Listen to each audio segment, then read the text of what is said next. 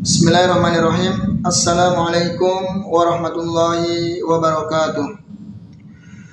Alhamdulillahi rabbil alamin. Wabihi nasta'in ala umurid dunya waddin. Wa asyhadu an la ilaha illallah wahdahu la syarika lah, ilahul awwalin wal akhirin. Wa asyhadu anna muhammadan abduhu wa rasuluh, sallallahu alaihi wa ala alihi wa sahbihi ajmain, amma ba'du. Tayyib, ikhwan fiddin, a'azzani Allah wa iyyakum. Alhamdulillah, di pagi hari ini kita kembali bisa bertemu, bertatap muka dalam rangka berthalabul ilmi. Kita sama-sama mempelajari kitab Tauhid, yaitu kitab yang kita pelajari dari kitab Ushulus Salasah, di mana sebelumnya kita telah membahas tentang anwa'ul ibadah, yaitu macam-macam ibadah. Jadi penulis Syekh Muhammad bin Abdul Wahhab rahimahullahu ta'ala menerangkan bahwa anwa'ul ibadah, di antara bentuk ibadah kepada Allah subhanahu wa ta'ala adalah Islam, iman, ihsan, kemudian doa, kemudian al-khauf, ar-raja, tawakkal. Kemudian kita bahas sekarang yang selanjutnya adalah ar-raghbah. Ya, ar-raghbah. Baik, seperti biasa kami akan bacakan ya, ikhwah ya. Saya akan bacakan dulu apa itu definisi raghbah. Ya, raghbah. Jadi beliau di sini membawakan sebuah dalil ya, warraghbatu warrahbatu wal khusyu'u ya. Dan di antara macam ibadah adalah raghbah, kemudian rahbah dan khusyuk ya, dan khusyuk. Baik, mungkin kita bahas raghbah dulu ikhwah ya, raghbah dulu definisinya, kemudian apa maksud dari raghbah, dan nanti apa perbedaan antara raghbah dengan roja. Baik, wa dalilur raghbati war rahbati wal khusyu'i qauluhu ta'ala. Seperti biasa bahwa penulis ketika mendatangkan sebuah pernyataan ya, bahwa raghbah, rahbah dan khusyuk adalah bagian dari ibadah. Mana dalilnya? Ya, dalilnya firman Allah Subhanahu wa taala, innahum kanu yusari'una fil khairat wa yad'unana raghaban wa rahaban wa kanu lana khashi'in. Sesungguhnya mereka orang-orang yang berlomba-lomba ya, bersegera dalam melakukan kebaikan, dan mereka berdoa kepada kami dalam keadaan raghabah, penuh dengan harapan, warahaba, dan cemas, wa kanu lana khashiin, dan mereka juga terhadap kami termasuk orang-orang yang khusyuk. Surat ayat ini tercantum dalam surat Al-Anbiya ayat 90, di mana ayat sebelumnya Allah Subhanahu wa taala mengkisahkan bagaimana para nabi-nabi ya, ketika mereka menghadapi sebuah ujian-ujian hidup ya, mereka senantiasa mengharap, berdoa kepada Allah Subhanahu wa taala. Dalam ayat sebelumnya Allah berfirman, wa ayyuba idh nada rabbahu anni massani ad-durru wa anta arhamur rahimin. Ketika Nabi Ayub alaihissalam berdoa kepada Allah Subhanahu wa taala, anni massani ad-durr, ya Rabb, sesungguhnya kami ditimpa sebuah penyakit. Dan kita tahu Nabi Ayub alaihissalam Allah uji dengan penyakit selama hampir 17 atau 18 tahunan. Wa anta arhamur rahimin. Dan saya yakin ya Rabb, dengan ujian ini Engkau zat yang maha sayang kepada hambanya. Lihat bagaimana ujian Nabi Ayub alaihissalam ketika Allah timpakan sebuah penyakit. Ya, kita tahu kisahnya, penyakit kusta, penyakit kulit ya. Selama 17 tahun yang menjadikan orang-orang di sekitarnya itu menghindar. Kemudian Nabi Ayub alaihissalam berdoa kepada Allah, ya Rabb, saya tahu dengan musibah yang menimpaku ini menunjukkan kasih sayangmu kepadaku. Ingat ikhwah, ketika Allah Subhanahu wa ta'ala menguji hambanya bukan berarti Allah menghinakannya. Ya, ini ketika Allah menguji hamba-hambanya, ini menunjukkan Allah Subhanahu wa ta'ala menginginkan kebaikan dari hamba tersebut. Bukan berarti Allah menghinakannya. Ya, artinya kemewahan bukan berarti menjadi tanda Allah muliakan. Ujian bukan berarti menjadi tanda Allah hinakan dia. Tidak. Bahkan Nabi Ayub alaihissalam mengatakan, ya Rabb, Engkau zat yang maha pengasih dan maha penyayang. Maka Allah menjawab, mengabulkan permintaan doa dari Nabi Ayub alaihissalam. Dia berdoa terus selama 17 tahun. Bayangkan kesabaran seorang Nabi Ayub. Ya, ketika diuji oleh Allah Subhanahu wa ta'ala, dia berdoa selama 17 tahun dan Allah tabaraka wa ta'ala kabulkan doanya. Fastajabna lahu wa ahlahu fastajabna lahu fakashafna ma bi min dur. Lantas kami kabulkan permintaan doa dari Nabi Ayub alaihissalam dan kami angkat penyakitnya. Wa najjaynahu wa ahlahu wa mislahum ma'ahum rahmatan min indina wa dzikra lil 'abidin. Kemudian Allah juga kisahkan Nabi yang lain di ayat setelahnya. Wa Ismail wa Idris wa dzal kifl. Kemudian Ismail, Idris, dzul kifli. Kullum minas salihin. Semuanya termasuk orang-orang yang saleh. Insyaallah. Ya, wa Ismail wa Idris wa dzal kifl. Kullum minas salihin.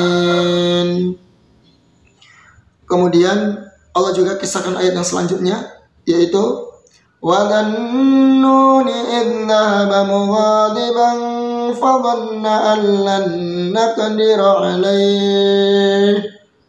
Kemudian wa dhannun, Nabi Yunus alaihi salam, ketika dia pergi meninggalkan dakwahnya, ya, dalam keadaan dia marah karena kaumnya itu enggan untuk menerima dakwahnya. Mereka kaum Nabi Yunus alaihi salam tidak mau menerima dakwahnya Nabi Yunus alaihi salam, menolak dakwahnya. Lantas Nabi Yunus alaihi salam meninggalkan kaumnya putus asa, dan Allah berikan ujian. Waktu itu dia menaiki sebuah kapal. Fadhanna an lan naqdir alaihi wa nada fil dhulumati alla ilaha illa anta subhanak la ilaha illa anta subhanaka inni kuntu minadh dhalimin. Karena Nabi Yunus alaihissalam meninggalkan kaumnya dan putus asa dalam berdakwah. Lantas Nabi Yunus alaihissalam naik ke sebuah kapal. Dan ternyata kapal tersebut penuh dengan penumpang. Lantas diputuskan, harus diundi siapa yang harus dikeluarkan dari kapal tersebut dan dibuang di tengah lautan. Ternyata Nabi Yunus alaihissalam termasuk yang keluar dalam undian tersebut. Akhirnya beliau dilempar di tengah lautan. Kemudian dimakan ikan paus, ya, ikan paus. Wanada fil dhulumat, ketika di dalam perut ikan paus dalam keadaan gelap, maka Nabi Yunus alaihissalam berdoa kepada Allah Subhanahu wa taala, la ilaha illa anta subhanak, ya Rabb, tidak ada sesembahan yang berhak disembah kecuali Engkau ya Rabb. Inni kuntu minal zalimin, dan saya termasuk orang-orang yang zalim. Ini menunjukkan bahwasanya seseorang berdoa dengan bertawassul, berdoa dengan kalimat la ilaha illallah, ini dianjurkan, akan diperbolehkan. Diperbolehkan dan dia sangat dianjurkan, seperti doanya Nabi Yunus alaihissalam dalam ikan paus, dalam perut ikan paus. Apa kata Allah Subhanahu wa taala? Maka Allah mengabulkan permintaan Nabi Yunus alaihissalam. Fastajabna lahu wa najjaynahu minal gham. Maka kami selamatkan Nabi Yunus alaihissalam dan kami kabulkan doanya. Kami kabulkan doanya dan kami selamatkan dari perut ikan paus. Lantas dimuntahkan, ya. Ikan paus tadi memuntahkan isi perutnya, Nabi Yunus alaihissalam diselamatkan oleh Allah tabaraka wa ta'ala dari kegelapan, dari kesempitan, dari kesedihan di dalam perut ikan paus. Wa fastajabna lahu wa najjaynahu minal gham wa kadzalika nunjil mu'minin. Maka begitulah kami menyelamatkan dan menolong orang-orang yang beriman. Wa Zakaria idh nada rabbahu rabbi la tadharni farda. Kemudian Nabi Zakaria alaihissalam berdoa kepada Allah Subhanahu wa ta'ala, ya Rabbku, Engkau janganlah Kau tinggalkan kami sendirian. Artinya Nabi Zakaria alaihissalam dia tidak memiliki keturunan, dalam keadaan tidak memiliki keturunan. Wa anta khairur raziqin, saya yakin Engkau adalah Zat yang Maha Pemberi rezeki. Wa Zakaria idh nada rabbahu rabbi la tadharni farda wa anta khairur raziqin. Fastajabna lahu wa wahabna lahu Yahya wa aslahna lahu zawjah. Kemudian kami mengabulkan permintaan doa dari Nabi Zakaria alaihissalam dan kami anugerahkan kepada Zakaria Yahya, ya, seorang nabi yang bernama Yahya, seorang keturunan yang bernama Yahya.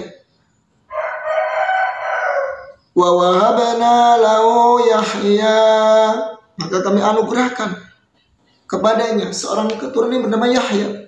Wa aslahna lahu zawjah, dan kami perbaiki, ya, istrinya, ya, perbaiki istrinya.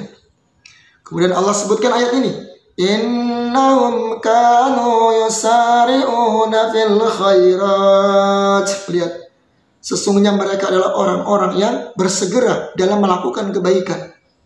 Lihat, Allah tabaraka wa ta'ala memuji orang-orang soleh dari kalangan Nabi dan Rasul.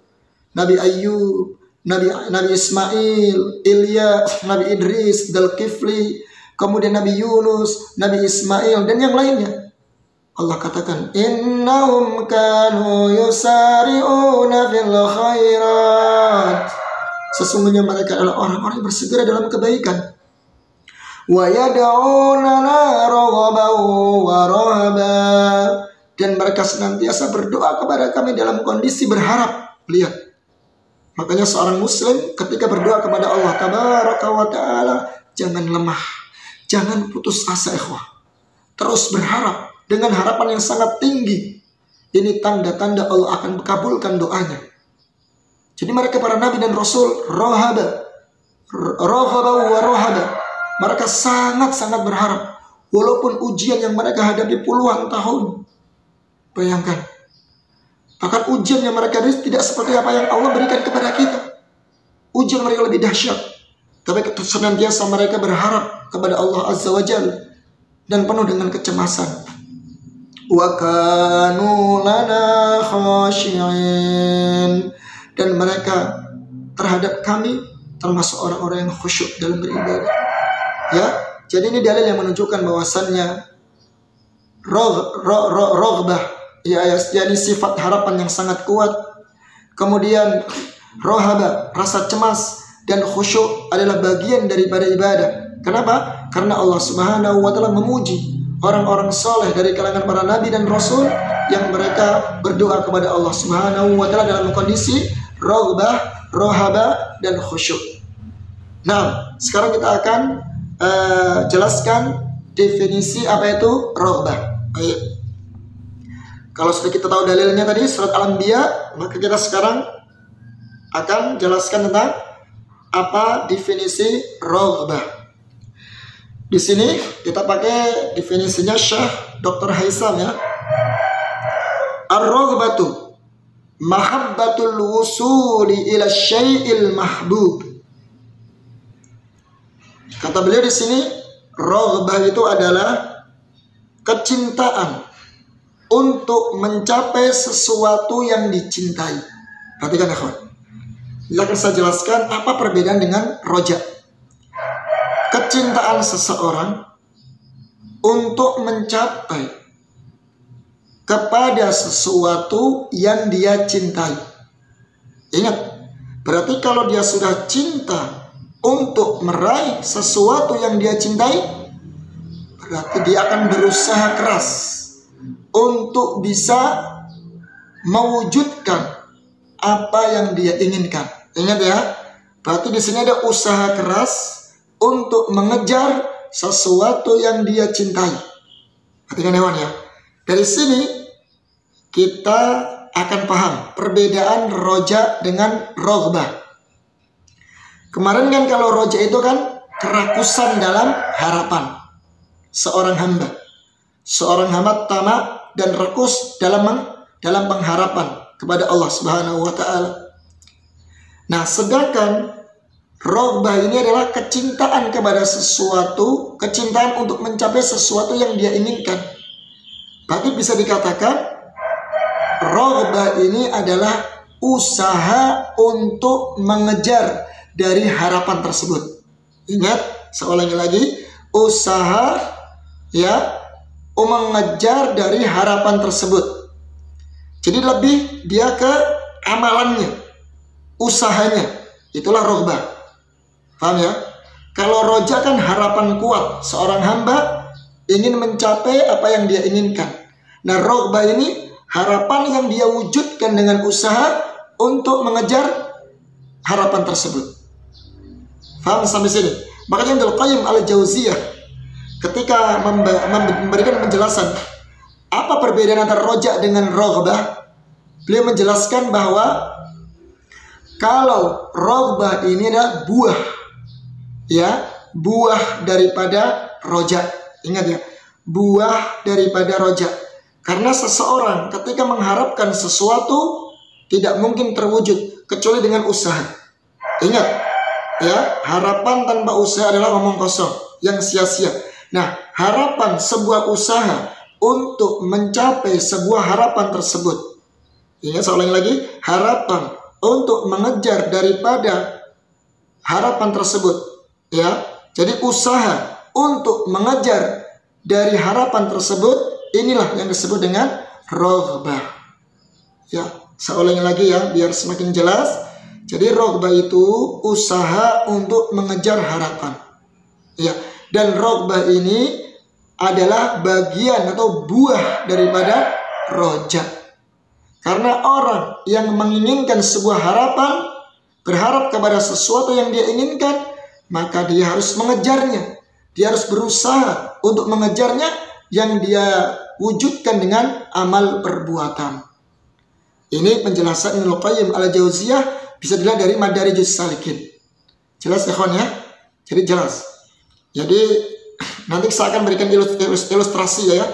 Contohnya bagaimana sih perbedaannya bagaimana antara roja dengan roghbah ya. Jadi itu. Makanya Allah Subhanahu wa taala dalam ayat yang lain ya, Allah perintahkan di roghbah. Surat Al-Nashr itu, surat apa? Al-Insyirah ya. Wa ila rabbika farghab. Dan kepada Rabbmu lah engkau roghbah. Ya, maka segera untuk beramal mengharap. Ya gitu ya. Segera untuk beramal soleh, mengharap ampunan Allah, mengharap apa yang kita inginkan, cita-cita kita yang inginkan kepada Allah Subhanahu wa taala. Jadi itu ya kawan ya, jelas ya mungkin ya. Nah, sekarang bagaimana sih gambarannya gitu loh, gambarannya antara roja dengan apa tadi? Roghbah. Jadi kita tahu bahwasannya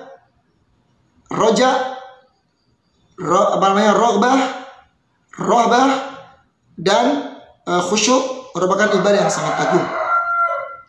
Nah, seorang hamba ketika beribadah kepada Allah Subhanahu wa taala harus dilandasi dengan sikap harap, kemudian sikap apa tadi?